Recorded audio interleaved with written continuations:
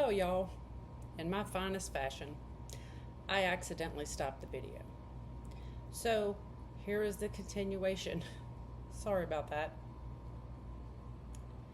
As he was saying, any person who is a parent defines themselves as much, and it has been stolen from them.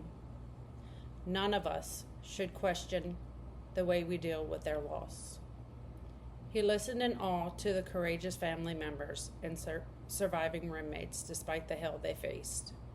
The families of the survivors are carrying the memories of these amazing children and make sure they are never forgotten and forever celebrated.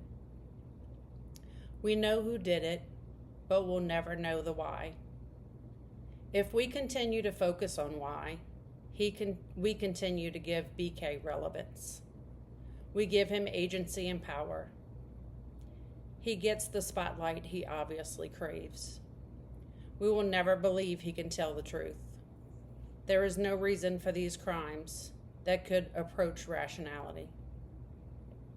In the end, the more we seek to get an explanation of the unexplainable, the more we try to extract a reason, the more power and control we give to him. In the judge's view, it's now time to end BK's 15 minutes of fame. Now, this is my opinion on all of this.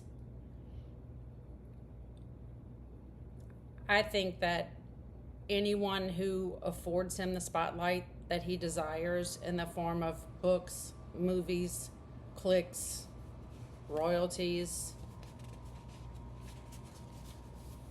profits, that would hope that they would never stoop so low as to give him that opportunity.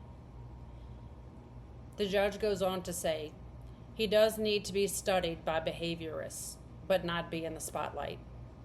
This piece of shit has shown no remorse. That's my words, not the judge. Emotion, feelings, or information about the pain he has caused.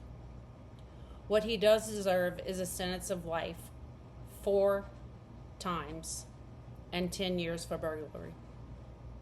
He will have to pay restitution to the court and the families. Now let me tell y'all about the restitution. It's something I really don't understand. But for each count, he had to pay the court $50,000. And to each family member, he had to pay $5,000. $5,000. I don't know if I would have cashed that check. My child's life is priceless.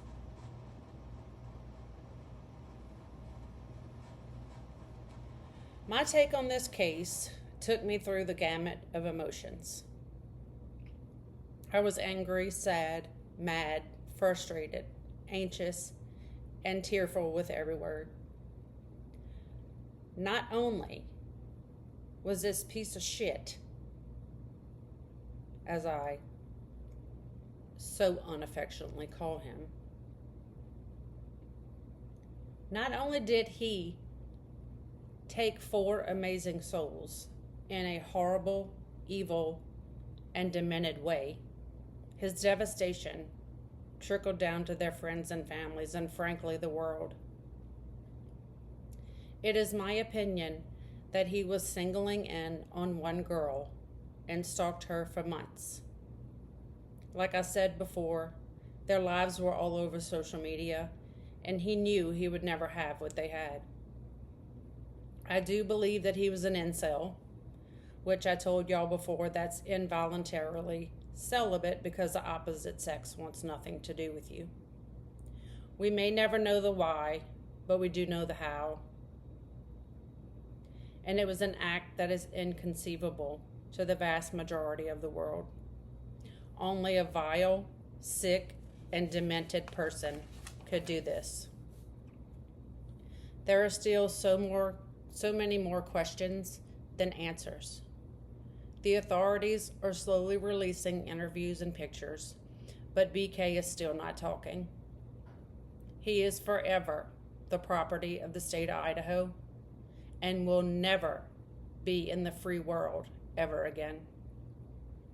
While the families had mixed opinions about the death penalty and the plea deal, either way, he is removed from society and cannot hurt anyone ever again. In closing, I will say, BK, you got your day. And now, your days are numbered, buddy. And to quote Kaylee's younger sister, Aubrey, that was delivered through her mother, you may have gotten all A's in high school and college, but you will get a lot of D's where you're going. And that's it. That is the final episode of the Fantastic Four of King Road. This case has been so interesting. It's been amazing to research.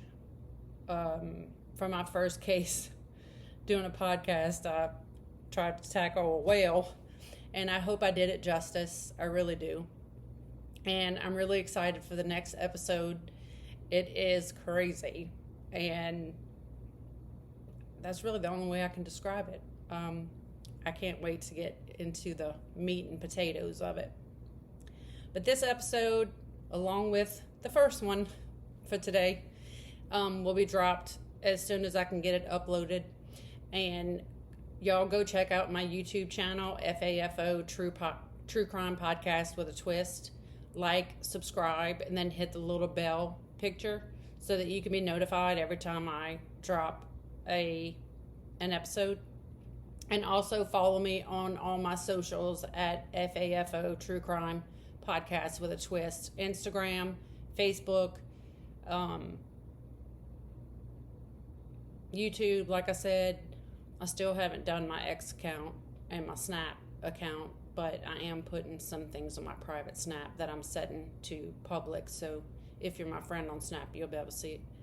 But I just wanted to say thank you to all of y'all for listening to me and for helping me live out a dream of mine that I'm finally being able to bring to fruition.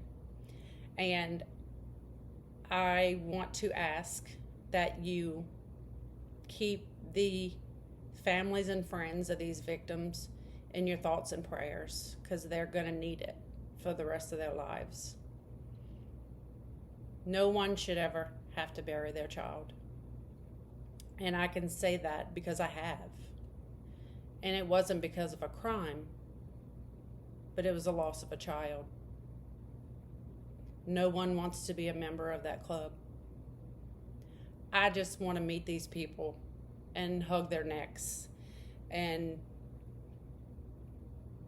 help them, because it's also been a dream of mine to be a grief counselor.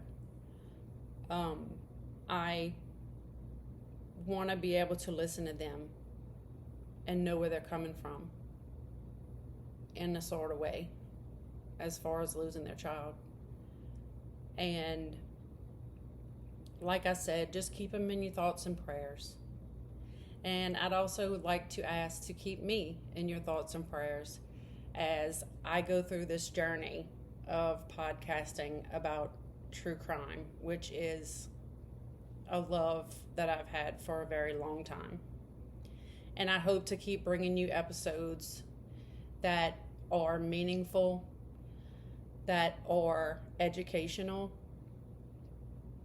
and that I do the victims justice, because y'all know that I'm victims first, because they matter. The details of the case matters. It all matters. Humans should not have to suffer this at all. With all that being said, I want to thank y'all for joining me today, or whenever it is that you're listening in your car or able to sit and watch here on YouTube. And yes, y'all did hear Alexa go off and give me a notification. I am very honored to be able to have y'all as listeners, and I hope to gain a bigger following. So share my posts, share my YouTube link, share it to everybody you can think of that is interested in true crime, or maybe they're not, and they hear me and they might be. You never know. So again, thank y'all so much for listening and for being patient with me and not meaning to turn this episode into a 2-part episode, but I accidentally pressed the stop record button. And that's what you get when you're a one-man band in your dining room studio. So I hope everybody has a good day, a good week, and I'll see y'all next week when I drop the next episode.